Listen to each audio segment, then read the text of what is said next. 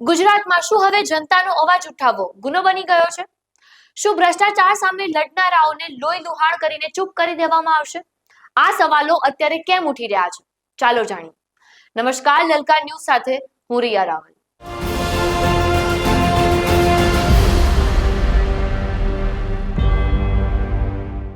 ગોંડલમાં ભ્રષ્ટાચાર સામે અવાજ ઉઠાવનાર જિગીશા પટેલ પર જીવલેણ હુમલો કરવામાં આવ્યો છે.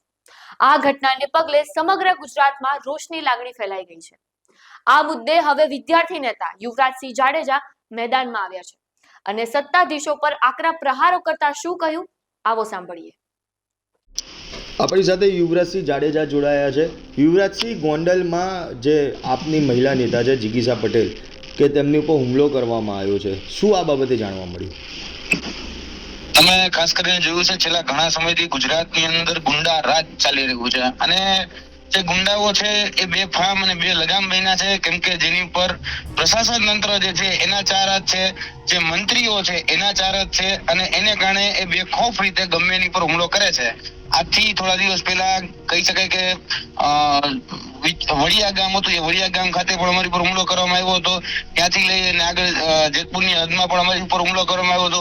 ત્યારે તમે જોઈ શકો છો કે અત્યારે જે વ્યક્તિ જાહેર રીતનું કામ કરે, જો જિગીશા પટેલ જે છે એ જિગીશા પટેલ પણ સામાન્ય લોકોના જે પ્રશ્નો છે, પ્રશ્નોને જ વેદનાને વાચા આપવા માટે ત્યાં સુધી પહોંચ્યા હોય. આજે સામાન્ય લોકોને પાણીના પ્રશ્ન હતા તો પાણીના પ્રશ્નો લઈને ત્યાં સુધી પહોંચ્યા હતા.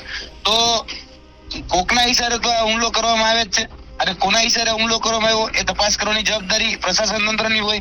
પણ પ્રશાસન તંત્ર જેની સાથે મિલીભગતથી બનેલું હોય એટલે કહેવાય કે દૂધના રખોપા આપણે બિલાડીને સોંપીએ તો શું થવાનું? તો કે તળિયા ઝાટક જ થવાનું. એમ આપણે જે ચોકીદાર જ ચોર છે એને જ બધી જવાબદારી ઓપીએ કે ભાઈ તું આમાં તપાસ કર, તો તપાસમાં કઈ થવાનું નથી.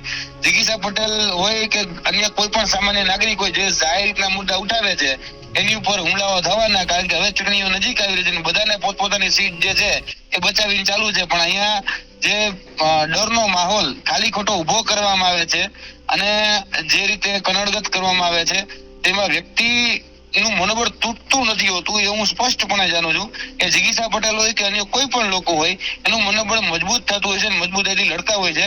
આ ક્યાંક ને ક્યાંક કિન્નાખોરી જે છે એ કિન્નાખોરી જે એની કામની જે પ્રણાલી છે એ કામની પ્રણાલી એની પર કિન્નાખોરી રાખવામાં આવે છે, આવું સ્પષ્ટ છે. પણ યુવરાજભાઈ, કોના ઈશારા ઉપર આ હુમલો થયો એવું લાગી રહ્યું છે? જિગીશા પટેલ ગોંડલની અંદર ઘણા સમયથી એક્ટિવ છે, ગોંડલમાં થતી સમસ્યાઓથી લઈને તમામ બાબતોનો વિરોધ છે ઘણા સમયથી કરતા હોય તેવું જોવા મળેલું છે. તો શું લાગી રહ્યું છે, કોના તરફથી આ હુમલો થઈ શક્યો હોય? એ તો સર્વવિદિત છે. સત્તા પક્ષ સિવાય તો બીજું કઈ હોવાનું નથી, એટલે બીજી કોઈની તો તાકાત નથી. કારણ કે અહીંયા સત્તા પક્ષ છે, બરોબર. હવે અહીંયા જે પ્રશાસન તંત્ર છે ને ઈ એની ચરણ ચુંબકમાં છે. એટલે અહીંયા પૂરેપૂરું જે પ્રશાસન તંત્ર છે ઈ અહીંયા સત્તા પક્ષમાં જે લોકો છે એને ચરણ ચુંબન કરે છે. અને આ બધી જ જગ્યા જ્યાં જે લોકો ખોટું કરે છે, જે લોકો બે નંબરના ધંધા કરે છે, જે લોકો કહી શકાય કે હપ્તાખોરીના ધંધા કરે છે, ભેળસેળના ધંધા કરે છે, એ બધી જ જગ્યાએ તમે છેલ્લે ગમે આ તાર જોશો ને એટલે સત્તા પક્ષ સાથે જ જોડાયેલા છે. એટલે ભારતીય જનતા પાર્ટીની સામે જે લોકો બોલે, ભારતીય જનતા પાર્ટીની સામે અવાજ ઉઠાવે, તો ભારતીય જનતા પાર્ટીને હરીશો દેખાડે, ત્યાં દરેક વખતે આ પ્રકારની કિન્નાખોરી રાખીને હુમલો કરવામાં આવે છે.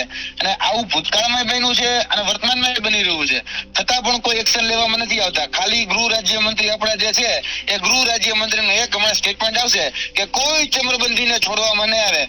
આ છેલ્લા 2020 થી હું આ સ્ટેટમેન્ટ સાંભળું છું, કારણ કે જ્યારે ગુજરાતની અંદર પેપર લીક થતા એટલે ગુજરાતની અંદર પેપર લીક થાય એટલે એક સ્ટેટમેન્ટ આવે કે કોઈ ચમરબંધીને છોડવામાં નહીં આવે. આજે આ ઘટનાને 5 વર્ષ થઈ ગયા. બિન સચિવાલયનું પેપર, હેડ ક્લાર્કનું પેપર, જુનિયર ક્લાર્કનું પેપર, આટલા પેપર લીક થયા, બરોબર. તો પણ આજ દિન સુધી સ્ટીલ ટુડે 5 વર્ષ પછી પણ એક પણ ચમરબંધી પકડાનો નથી. એટલે કેવું અને કરવું, જે કથની અને કરની છે ને એ બધામાં જમીન આસમાનનો ફેર છે. એટલે ગૃહ રાજ્યમંત્રી જે કહે છે એમાંથી એક પણ શબ્દ પાડતા નથી. અને જોવા જઈએ તો છેલ્લા ઘણા સમયથી ગુજરાતમાં તમે સુરતની ઘટના છે, એટલે સુરતની અંદર તો બેફામ બરોબર, જે ગુંડા તત્વો છે, જે અવર તત્વો છે, જે અસામાજિક તત્વો છે, બરોબર, એ ગમે રીતે સામાન્ય માણસો જે છે એને કનડગત કરવાનું કે બાકી નથી રાખતા. એક તો બેફામ વ્યાજ વટાવના ધંધા, બેફામ હપ્તાખોરીના ધંધા, એ બેફામ ચાલે છે. અને પછી એના ફોટા જોવામાં આવે તો બધાના ફોટા ગૃહ રાજ્યમંત્રી સાથે તમને જોવામાં આવતા હશે. આ બધું જ જે થઈ રહ્યું છે ને તે સત્તા પક્ષના ઈશારે થઈ રહ્યું છે. આમાં જિગીશાબેનને ઈજાઓ કેટલી પહોંચેલી છે એવું કોઈ જાણવા મળ્યું? ખાસ કરીને જિગીશાબેનને અત્યારે મેં પ્રયત્ન કર્યો ફોન કરીને જાણવાનો કે શું થયું છે, આખી ઘટના શું છે, કોના કારણે આ બધું થયું છે. તો જોવા જઈએ તો અમને એવું લાગે છે કે ભાઈ આ જે ઘટના છે એમાં જિગીશાબેનને અત્યારે જે કાચ તૂટ્યો છે ને કાચના જે કટકાઓ જે છે એના શરીર ઉપર છે. હવે એમાં તો કહી શકાય કે કેટલી ઊંડાણ સુધી એ ગયા છે અથવા કેટલા અંદર ઊંડાણ સુધીના ઘા છે એ તો ડોક્ટર જ કહી શકે.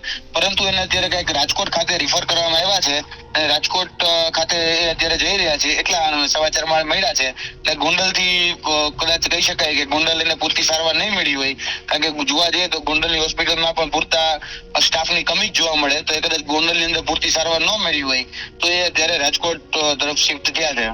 અચ્છા યુવરાજભાઈ, આ જે હુમલો કરવામાં આવ્યો આના અગાઉ પણ તમારી ઉપર હુમલો કરવામાં આવ્યો હતો. આમ આદમી પાર્ટીના જે દિગ્ગજ નેતાઓ જે કહી શકાય એ નેતાઓ દ્વારા હવે આ બાબતને લઈને કોઈ રજૂઆત કરવામાં આવશે, કોઈ આવેદનપત્ર કે કોઈ વિરોધ કરવામાં આવશે? કોને આવેદનપત્ર આપવાનું? ચોકીદારને જઈને કહેવાનું કે તમારા બધા ચોર છે કે તમે જ ચોર છો એને જઈને કહેવાનું? આવેદનપત્ર શેનું આવેદનપત્ર? શું ગુજરાતની સરકાર જે છે એ માધ્યમોના જે વિઝ્યુઅલ ચાલે છે તો માધ્યમ કહી શકે કે જે સમાચાર ચાલે છે એ શું નહીં જોતી હોય? એને બધું જ ધ્યાન છે, એને બધી જ ખબર પડે છે. અને જોવા જઈએ તો ગુજરાતની અંદર આ 2-3 હુમલાની વાત નહીં, હમણાં છેલ્લા 1 વર્ષની અંદર થયેલા તમામ હુમલાઓ જોઈ લ્યો, એ તમામ હુમલાઓમાં જે સામાન્ય વ્યક્તિ છે સામાન્ય વ્યક્તિને ક્યારેય ન્યાય નહીં મળ્યો હોય. અને માની લો કે કદાચ સત્તા પક્ષને ટચમાં હશે તો સત્તા પક્ષના રહેમ રહ્યા હશે તો એને કોઈ પણ દ્રષ્ટિએ એને બચાવી લેવામાં આવ્યો હશે. એટલે આ બધું જોવા જાવ તો આવેદનપત્ર આપવાનું કોને? ચલો મારી ઉપર હુમલો થયો અને જે તે સમયે અમે અહીંયા લખાવા ગયા, ફરિયાદ લખાવા ગયા, તો ફરિયાદ તો અમારી છે ક્યારે લેવામાં આવી? 24 કલાક પછી ફરિયાદ લેવામાં આવી. અને ફરિયાદ લીધી તો એ કઈ રીતે લીધી કે ભાઈ 324-25 એટલે કે મારામારીની લગાડી, તમારી પર જીવલેણ હુમલાની કલમ ન લગાડ્યા. માથું ફાડી નાખ્યું હોય તો એને જીવલેણ હુમલો નથી દેખાતો તો વિચાર તો કરો બિચારી પોલીસ કેટલી પ્રેશરમાં આવી છે. આ પોલીસને એમાં સમજવાનું હું, કારણ કે પોલીસ જે છે ઉપરથી જે ઓર્ડર આવે એ ઓર્ડર પ્રમાણે કામ કરવાનું. જો ઓર્ડર પ્રમાણે કામ ન કરે કાં તો સસ્પેન્ડ કરી નાખે, કાં બદલી કરી નાખે અને કાં તો હાવ ટર્મિનેટ કરી નાખે. એટલે પોલીસ પણ એમાં મૂંઝાયેલી છે કે આમાં જઈને ફરિયાદ કરવાની કોને? મને તો એ જ નથી સમજાતું કે કોને કરી. અમારે રાજ્યપાલે મળવું હતું ખેડૂતોના મુદ્દે તો ખેડૂતોના મુદ્દે રાજ્યપાલ નથી મળતા, મુખ્યમંત્રી મળવું છે મુખ્યમંત્રી મળવા તો નથી. સાંજના 6-7 વાગ્યા સુધી બેસાડી રાખે અને મળે તો કઈક લાવો તમારું આવેદનપત્ર લઈને મેં ખાલી આવેદનપત્રનો ફોટો પડાવી નીકળી જવાનું. એટલે કહેવાનું કોને? કારણ કે ગુજરાતનો કોઈ રણીધણી છે કે નહીં એ જ નથી ખબર પડતી. અને કોના ઈશારે ચાલે છે તો કે આખું જે ઉપર બેઠા છે બરોબર કેન્દ્રમાં એ શહેનશાહો જે છે, એક શહેન છે ને એક શાહ છે, એ બે ના ઈશારે બધું ચાલે છે. બાકી તો કઈ ગુજરાતમાં જો કઈ અહીંના જે લોકો જે છે ગુજરાતના જે પણ કઠપૂતળી નેતાઓ જે છે એના હિસાબ કશું કઈ ચાલતું નથી. વધીને એના ટેન્ડર કેમ પાસ કરાવવાની એ એનાથી ચાલે, એનાથી વધારે બીજું કઈ ન ચાલે. કોન્ટ્રાક્ટો કેમ પાસ કરાવવા, ટેન્ડર કેમ પાસ કરવા એ ચાલે. બસ એનાથી વિશેષ એની પાસે કોઈ કહી શકાય વિશેષ અધિકાર જેને આપણે કહીએ ને એવો કોઈ વિશેષ અધિકાર નથી. એટલે ફરિયાદ કરવાની તો કરવાની કોને મને સમજાવો? રાજ્યપાલને કરીએ તોય કોઈ સાંભળના નથી, મુખ્યમંત્રીને કરીએ તોય કોઈ સાંભળ નથી, પોલીસ તો બિચારી કહેવાય કે તો ચીઠીની ચાકર છે એને કેટલુંક જઈને કહેવાનું. એ બિચારી એમ કે ભાઈ આમાં ઉપરથી ફોન આવી ગયો છે અને આ મંત્રીનો ફોન આવ્યો છે હવે આમાં કઈ કરી શકે. અમે તો તાજને સાક્ષી હજી 5 દિવસ પહેલાની જ ઘટના મારી છો તો 5 દિવસ પહેલાની ઘટનામાં અમારી તો હજી ફરિયાદ હજી સુધારી લેવા નથી. તમે વિચારો 10,000 લીટર દૂધ બોગસ પકડાયું હતું કે નહીં? તમે વિઝ્યુઅલ ચલાવે કે નહીં? એ દૂધ જે હતું એ દૂધને આપણે ડિસ્ટ્રોય કરી નાખ્યું ને એટલે તો સાબિત થઈ ગયું કે દૂધ ખરે બધું. આજ દિન સુધી જયારે હું તમારી સાથે વાત કરું છું ત્યાં સુધી હજી સુધી ફરિયાદ નથી લખાણી. બોલો હું કરવાનું? કહેવાનું કોને? તો આમાં લાગે છે કે જિગીશા પટેલ ઉપર હુમલો થયો તે બાબતે ફરિયાદ લેવાશે? ફરિયાદ લેવાશે પણ કઈ રીતે કે પોતાને ને કઈ રીતે બચાવે? કારણ કે ગુજરાતની અંદર અત્યારે એસઆઈટી ની સ્થાપના થાય, ગુજરાતની અંદર અત્યારે એફઆઈઆર દાખલ થાય કે ગુજરાતની અંદર કોઈ પણ વસ્તુ બને ને આ પ્રકારની તો એટલું જ યાદ રાખવાનું કે પોતાને ને કઈ રીતે બચાવવા એના માટેની ફરિયાદ થશે કે ભાઈ અહીંયા આપણા હતા બરોબર તો આપણા કોર્પોરેટરને કઈ રીતે બચાવવા, આપણા ભારતીય જનતા પાર્ટીમાંથી કોઈ નેતા આવતા હોય તો નેતાનું નામ કઈ રીતે ન આવવું જોઈએ એફઆઈઆર ની અંદર, એ રીતે બચાવવા માટે એક આ કહે કે તરકટ રચવામાં આવશે, બાકી એનાથી વિશેષ કાંઈ એમ નથી થવાનું. એટલે ફરિયાદ લખાશે ને તો હું તમને કહી દઉં કે બધી મારામારીની લખાશે. એનાથી વિશેષ આમાં કોઈ મોટી ફરિયાદ કે મોટી રીતે આની કોઈ તપાસ એ કશું જ કઈ થવાનું નથી. યુવરાજજી, એક છેલ્લો સવાલ, ન્યાયિક પ્રક્રિયા અને ન્યાયતંત્ર ઉપર કેટલો ભરોસો? જાવું ક્યાં? ચલો હવે છેલ્લો તો વિકલ્પ એ જ છે. આ બધાની મેં તમને વાત કરી. હવે છેલ્લો વિકલ્પ એક છે ન્યાયતંત્ર. આ બધી જ ઘટનાઓ પૂરી થઈ જાય ત્યારે જવાનું છેલ્લે ન્યાયતંત્ર. હવે ન્યાયતંત્ર ઉપર ભરોસો છે જ, એમાં ના જ નથી. ન્યાયતંત્ર ઉપર ભરોસો નથી એવું નથી કેતો. ન્યાયતંત્ર ઉપર ભરોસો છે, એમાં ના નહીં. પણ ન્યાય જ્યારે અપાય છે ને ત્યારે કહી શકાય કે એ ન્યાય બહુ ડીલે થઈ જતો હોય છે અને બહુ મોડું થઈ જતું હોય છે. લગભગ એમાં હું કે વર્ષોના વર્ષો વીતી જાય પછી ખબર પડે કે ભાઈ આ વ્યક્તિ જે છે એ ખરેખર જવાબદાર હતો, પરંતુ ત્યાં સુધી તેને પદે ભોગવી લીધું હોય, ત્યાં સુધી એને સત્તાએ ભોગવી લીધી હોય, ત્યાં સુધી એને બધી જ રીતે જેટલા પણ સવલતો મળવાની બધી સવલતો ભોગવી લીધી હોય, પછી એને કદાચ સજા પડવાની હોય તો એ બહુ એના માટે કહી શકાય કે બહુ મોડું થઈ જાય છે. આપણે જેને કહીએ ને કે જસ્ટિસ છે એ ડીલે થઈ જાય છે અને મળે છે. હું ન્યાયની નથી મળતો એ વાત નથી કરતો, પણ એ બહુ મોડું થઈ જાય છે. એટલે ન્યાયતંત્ર ઉપર ભરોસો છે.